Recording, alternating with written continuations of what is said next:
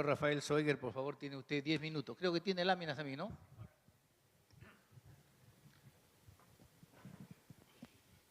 Bueno, inicialmente, buenas noches. Muy agradecido a la Comisión Nacional de Energía porque estos eventos permiten integrar al sector en metas comunes, pero sí quisiera que eso llegue a algo más, no solamente conversar acá entre amigos, recordar los buenos tiempos y nada más.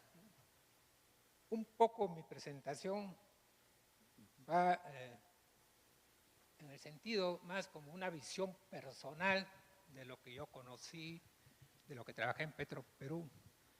Como dijo el doctor Narváez, lo que no se conoce, no se ama. Los que hemos trabajado, conocido Petroperú, sabemos lo que la empresa fue, lo que significó, y queremos que regrese a eso y más, ¿no? Yo trabajé en Petroperú en la primera década de mi etapa profesional como practicante, ingeniero. Soy ingeniero químico de profesión en Petroperú. Aprendí a ser cuasi ingeniero petrolero. Manejé las plantas de gas cuando todavía el gas no era tan rentable e importante, pero ya a mitad de esa década se comenzó la empresa Petroperú a ingresar al negocio de los fertilizantes. La planta de fertilizantes, yo tuve a cargo todo el sistema de distribución de gas, buscar reservas de gas donde ya se habían perdido, etcétera. Fue una aventura súper interesante, llena de desafíos, y la trabajamos en el campo de Ollanta Lara con mucha pasión, con mucha entrega. Eso es lo que yo veí y eso es lo que aprendí de mi juventud cuando comencé allá, ¿no? Se tuvo planta fertilizante, como se ha mencionado, planta de solventes, planta negro de humo. En paralelo en la selva se estaba descubriendo el petróleo. Fue una década que los que tuvimos la suerte de trabajar en esa época, llamamos la época dorada de Petroperú. Después la siguiente década estuve acá en Lima, ya fue más un trabajo de oficina, pero aportando mis experiencias de gas en lo que eran los proyectos de Aguaitía inicialmente, Camisea después, y después ya yo me retiré en el 91 cuando la empresa dejó de tener, ya comenzó a tener problemas ya no había meritocracia, ya no había proyecciones para los profesionales que se esforzaban, se perdió ya ese espíritu. Me retiro en el 21 y sí pude ver, digamos, lo que pasó con la privatización. Le quitaron los negocios que más eran rentables, exploración, producción, le quitaron la parte de comercialización, que son más rentables que la misma refinación en sí. Más aún que en esa época la refinería de Talara no era tan rentable porque era un proceso muy inicial, ¿no? Creo que era de 3 a 5 dólares lo que se ganaba en la refinería de Talara, la antigua, por barril procesado. Después tuve ocasión de estar enterado de cómo iba Petroperú cuando fui presidente del directorio de Perú Petro. Nos reuníamos en el ministerio una vez a la semana, todos los pertenecientes al ministerio, y ahí yo me enteraba ya cómo comenzaban a tener problemas Petroperú con la refinería nueva, con la nueva refinería de Talara. Fui escuchando los desfases que había, los errores que se cometieron, como acá se ha mencionado, ¿no? Ha habido muchos errores que han llevado a Petroperú a la crisis en donde se encuentra ahora, ¿no? Cuando estuve en el directorio en el año 2021 a 2022, regresé a Petroperú y sí pude darme cuenta de algunas cosas que no había visto antes. Primero me llamó la atención, claro, como directorio comenzamos a recibir informes de denuncias de malos comportamientos de algunos funcionarios, pedimos investigaciones, bueno, se separaron algunas de estas personas, nos enteramos que habían algunos funcionarios que recibían digamos, su sueldo de Petroperú, pero en paralelo tenían otros sueldos, habían hecho sus negocios privados ahí. El personal en Lima lo encontré muy desmotivado. En esa época trabajaban todos en sistema remoto. Ya mejoramos el edificio de San Isidro, los trajimos a trabajar a San Isidro y hubo una resistencia increíble por regresar a trabajar. Me parece que estaban más cómodos trabajando desde su casa de playa o no sé, en algún sitio descansando muy bien. Lamentablemente las presentaciones que nos hacían el personal de ahí, digamos, que manejaban la empresa, que lamentablemente uno lo compara con lo que vio en otros años, no era de la calidad que habíamos conocido. Y bueno, y muchos, creo yo, que por sus deficiencias salían de ahí, iban a otro sitio, una rotación bastante amplia, encontramos gente que estaba calificada para A y lo hacían trabajar en B porque alguna razón los habían movido y simplemente los rotaban y se protegían de todas sus cosas no muy cristianas. Muy diferente al personal de las operaciones de Talara, Iquitos y Conchán, que sí encontré en ellos la misma pasión que ya habíamos tenido en las operaciones. Parece ser que las operaciones, que uno ve el resultado de su trabajo, el día a día lo ve, ¿no? Y eso llevaba a la gente a trabajar mejor. Aquí, como mencioné algo, esto fue para mí, o es para mí, las razones por las cuales Petroperú está en esta crisis. Primero fue el desfase de la construcción, porque las plantas auxiliares que eran indispensables para que arranque la refinería, por un error, para mí involuntario, de un directorio, se demoró en llevar adelante los concursos y después, como los concursos no daban resultado, le dieron a Petroperú la obligación de llevar adelante las operaciones auxiliares, entonces más carga económica y eso, digamos, habían más o menos 3 años de desfase. Otra cosa que nos pareció difícil, nos pareció ya fuera de toda racionalidad, la paralización de la refinería Antigua en diciembre del 2019, cuando no se tenía fecha segura de cuándo se iniciaba la nueva refinería. Encontramos, bueno, los impactos generados por el COVID también han afectado esa época, y después la demora en el arranque gradual del año 22-23 y la estabilización de la nueva refinería. Pero como comentario, en nuestro primer viaje en septiembre-octubre del 2021 a la refinería de Talara, nos sorprendió encontrar casi paralizados los trabajos de la refinería. ¿Por qué razón? La empresa encargada de la parte operativa, de las plantas auxiliares, alegaba que estaba paralizada por yo diría pues, por un asunto legal de una de sus subcontratistas que no recibió no sé qué pago y la paralizó, un habeas corpus, una de estas cosas legales.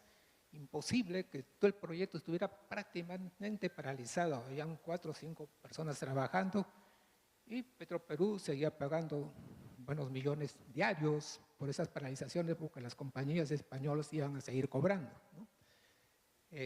Bueno, hicimos en ese momento, habían ya supervisores de Petroperú que habían regresado de sus entrenamientos de las refinerías similares a las que se estaba construyendo, nos pusimos a que apoyen. Bueno, nos quejamos a la principal de esta empresa contratista y al final logramos en febrero-marzo del 2021, tener ya un caldero funcionando y un segundo por arrancar, porque se podía iniciar la refinería con 2 de los 3 calderos, porque uno siempre es de reemplazo. O sea, se demostraba que habiendo deseo de hacer bien las cosas, de empujar las cosas, funcionaba. Este es un gráfico que ya lo hemos visto. Lo único que quería mencionar, que ese puntito azul en el año 2021 fue porque el directorio en el cual estuvimos, tomamos el directorio casi al final del año 21, la economía iba para terminar en rojo el año, pero decidimos un shock, digamos, de acciones. Cancelamos varios de los contratos que existían en Petroperú. Eso era también terrible. El personal de esa época no querían firmar nada, no querían decidir nada. Uno les pedía un informe y siempre tenía que consultar a un asesor, a un estudio legal, a un estudio de ingeniería. No tenían criterio propio, no estaban acostumbrados a asumir responsabilidades. Cerramos todos esos contratos y bueno, y muchas actividades más. Logramos levantar las ventas y terminamos el año 2021 gracias a ese esfuerzo que duró hasta el primer trimestre del año 22. Solamente para decir que cuando se quieren hacer las cosas bien, funcionan. Aquí me permito dar unas recomendaciones o qué creo yo que puede hacer que funcione bien Petroperú. Primero, regresar a la integración vertical. Como he mencionado, el upstream, o sea, exploración-producción, y el área de comercialización le da un plus al negocio solo la refinería. O sea que cuando funciona el negocio integrado, los resultados económicos son mejores, mucho mejores. En ese momento ya comenzamos a solicitar el lote 1 a Petroperú, el 192, etcétera, para que Petroperú pudiera tener esa presencia en el upstream. Como anécdota les puedo mencionar cuando yo estaba en Perú Petro el año 2015 y el lote 192 había ya quedado prácticamente sin operador porque las licitaciones no se presentaron de uno de los ofertantes a la licitación y teníamos que definir quién iba a operar. Eso comenzó.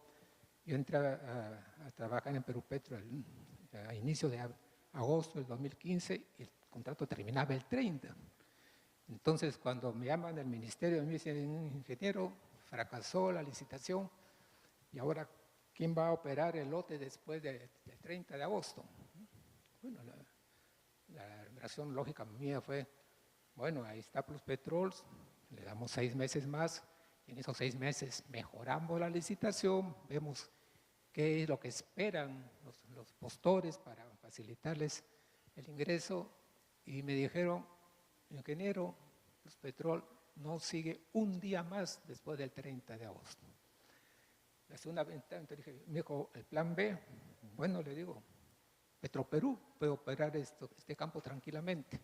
No tiene área de exploración-producción, o sea, con personal operativo, pero el personal de ese lote va a quedarse ahí operando y ponemos 4 o 5 ingenieros capacitados para dirigir el lote. Y me dijeron, y sobre todo eso me lo dijo, hasta me llamó a un rincón para que yo le entendiera, un alto representante del Ministerio de Economía y Finanzas me dijo, ingeniero, Petroperú no regresa al upstream. Y afuera de Petroperú tenía, abajo de la sala tenía casi todas las comunidades de la zona exigiendo que Petroperú tomara el lote 192 en agosto del 2015, porque para las comunidades, cuando está Petroperú ahí, se sienten seguros, saben que Petroperú les va a proteger, saben que es el Estado. Cuando es una empresa privada, cumplen con lo mínimo y hasta ahí nomás, ¿no? Y así recibí, que me incomodó muchísimo que me respondieran eso y hasta lo sentí como, solamente lo había visto en las películas de las mafias, así que, ingeniero, entiéndalo bien, no regresa Petroperú al upstream, ¿no? O sea, ese era el sentir que tenían de los dueños de Petroperú. Bueno, aparte de la integración, un injerencia política, ya se ha dicho, autonomía técnica y gobernanza clara, recuperación de capital humano, regreso a la meritocracia con claros planes de promoción personal y con evaluaciones como teníamos en las épocas de los 70. Eran evaluaciones prácticamente diarias. Si bien oficialmente era una vez al año, pero uno sabía que su jefe, el otro jefe y más allá lo estaban observando y eran puntos que uno iba o subiendo o mejorando en su desempeño, ¿no? Cultura corporativa, comportamiento ético, honestidad, altos estándares de seguridad, planeamiento adecuado que ya se ha perdido no solamente en Petroperú, no puedo decir que se ha perdido en Petroperú, pero como ministerio. En el sector energético no sabemos a dónde vamos. No hay una política de Estado que diga a dónde vamos a estar de aquí a 10 años, 20 años, 30 años. En el 2017 me pidieron integrar un comité ad hoc que decía el MINEN al año 2050, en el año 2015 más o menos. Había una empresa contratada para desarrollar el comité ad hoc, estábamos gente de electricidad, del Ministerio de Energía y Minas, del Banco Central de Reserva, para apoyarlos a que tuvieran políticas claras para el año 2050. Se terminó en el 2017 este comité, se hizo todo un plan, lo entregamos, lo presentamos al ministerio, que ni siquiera el ministro de turno lo quiso recibir, mandaron ahí a un funcionario que no era el ministro, y estoy seguro que lo guardaron en algún cajón y hasta ahora siguen ahí los planes que le costó al ministerio contratar a esta empresa especializada, ¿no? Como muchas cosas que se hacen en el sector. Uso las mejores herramientas tecnológicas, claro, por una empresa actual, eso es necesario, y asociaciones estratégicas con entidades privadas de primer nivel en las unidades de negocios que lo requieran. La idea es que si hay una integración de la empresa, seguramente al comienzo para desarrollar algunos lotes vamos a necesitar a empresas que nos apoyen a Petroperú a desarrollar los campos, y también, digamos, las actividades que se adquieran si se llega a volver a tener petroquímica, que en un futuro va a ser necesario, o a entrar a negocios como la energía eólica, la energía voltaica, el hidrógeno, pero en su momento. Señor panelista, su tiempo ya ha terminado, por favor. Le queda un minuto más. Ya, ok. Entonces, simplemente este perfil del precio del aceite es para decirle que el aceite ya en el futuro va a ser muy variable, así que tenemos que pensar en que no podemos depender de exportaciones. Más o menos ya se dijo que es una figura como está al año 2024, el mundo sigue teniendo un 87% de demanda de combustibles fósiles. En la esquinita está ahí el diagrama de Centroamérica y Sudamérica, y ahí es más todavía, ¿no? Tiene quizás 90% es, o sea que es cierto que va a haber una transición. Aquí este gráfico dice que al año 50 decía cómo iba a bajar la participación de los combustibles fósiles en el consumo primario de energía, pero eso no se va a dar como se cree.